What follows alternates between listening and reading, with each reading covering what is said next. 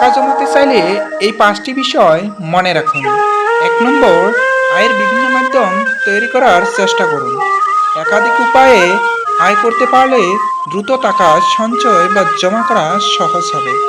2 নম্বর, ঋণ বা credit card ব্যবহারে সতর্ক থাকুন। এই ধরনের অর্থ ব্যবহারের ফলে আপনার অর্থনৈতিক চাপ বাড়তে পারে। 3 নম্বর, বাজেট তৈরি করুন এবং তার উপর কঠোরভাবে চলুন। প্রতি মাসে কত আয় করছেন এবং কত খরচ করছেন তা ট্র্যাক করুন। 4 নম্বর, প্রতিনিয়ত ব্যয়বহুল ব্র্যান্ডের পোশাক এবং রেস্টুরেন্টের খাবার খাওয়ার অভ্যাস ত্যাগ করুন। এটি আপনার খরচ কমাতে সহায়ক হবে। 5 নম্বর, আবেগপ্রবণ হয়ে কেনাকাটা করবেন না। কেনার আগে ভেবে দেখুন সেটি সত্যি আপনার প্রয়োজনীয় কিনা। অপ্রয়োজনীয় জিনিস কেনা থেকে বিরত থাকলে খরচ আপনার অনেকটাই কমে যাবে। নুপুরের দাম 1000 টাকা, কিন্তু তার স্থান পায়েই হয়। টিপের দাম 1 টাকা হলেও তার স্থান কপালে। যে নূরের মতো ইটকুটে জ্ঞান দেয় সেই আসল বন্ধু।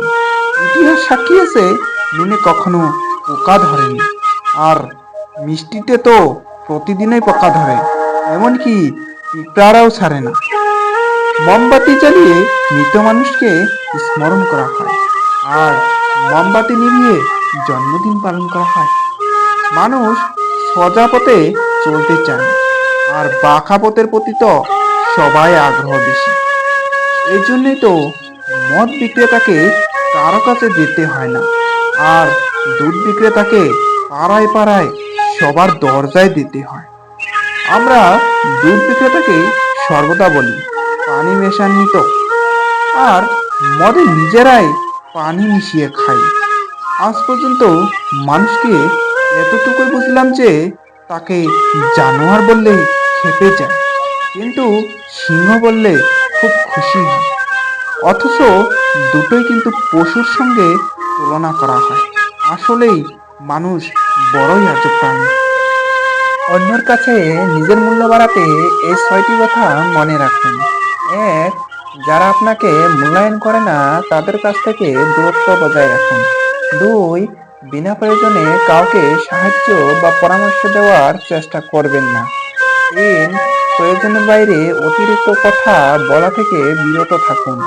4, সাধারণ থাকা ভালো, তবে বোকামি করবেন না।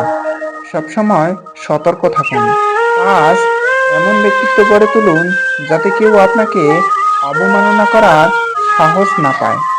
এবং 6, নিজের সীমাবদ্ধতা এবং সক্ষমতাগুলো সম্পর্কে সচেতন থাকুন এবং সেগুলো উন্নত করার জন্য কাজ করুন। এই 7টি কৌশলে কথা বলুন, দেখবেন সবাই আপনাকে পছন্দ করবে। 1, কথা বলার সময় খুশি খুশি ভাব দেখাবেন। 2, তার কথাগুলো মনোযোগ দিয়ে শুনুন এবং বুঝে শুনে উত্তর করুন। 3, তাকে ভালো কাজে উৎসাহ দিন। 4, তার প্রশংসা করুন, তবে অতিরিক্ত নয়। 5, সমস্যা নয়, বরং সমাধান দিয়ে কথা বলুন। 6, কারো দুর্বল জায়গায় আঘাত করে কথা বলবেন না। এবং 7, কেউ ভুল করলে তাকে শুধরে দিন, কিন্তু অপমান করবেন না।